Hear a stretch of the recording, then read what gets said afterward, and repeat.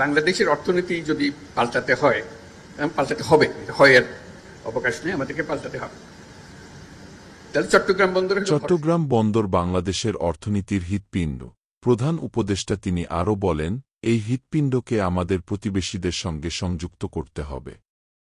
এজন্য আমি নেপাল ও ভারতের 7টি উত্তর পূর্ব রাজ্যের 7 সিস্টার্স কথা বলেছি। যদি তারা এতে যুক্ত হয় তারা উপকৃত হবে, আমরাও হব। যারা যুক্ত হবে না তারা পিছিয়ে পড়বে।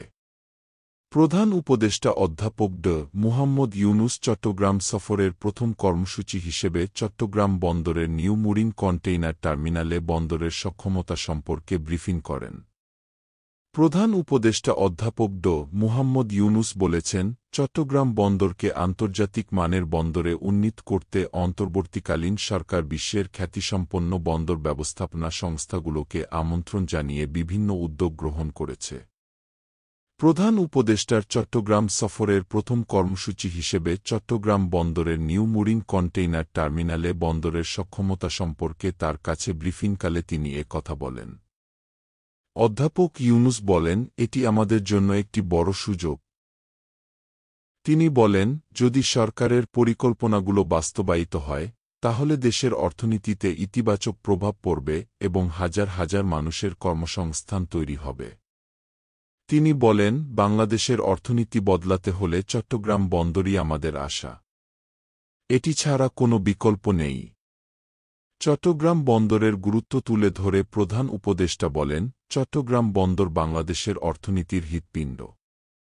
কিন্তু যদি হৃৎপিণ্ড দুর্বল হয়, কোনো ডাক্তারই তা আর ভালো করতে পারে না। তাই একে বিশ্বমানের করতে হবে।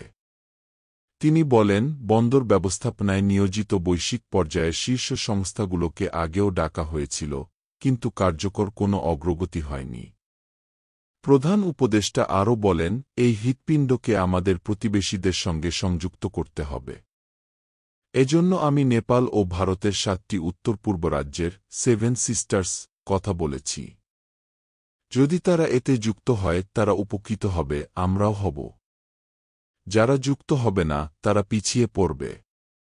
চট্টগ্রাম বন্দর নিয়ে নিজের শেষ স্মৃতির কথা উল্লেখ করে তিনি বলেন, এই সফরের জন্য আমি অপেক্ষা করছিলাম। চট্টগ্রাম বন্দর আমার জন্য নতুন কিছু নয়। আমি শৈশব থেকেই এর সঙ্গে পরিচিত।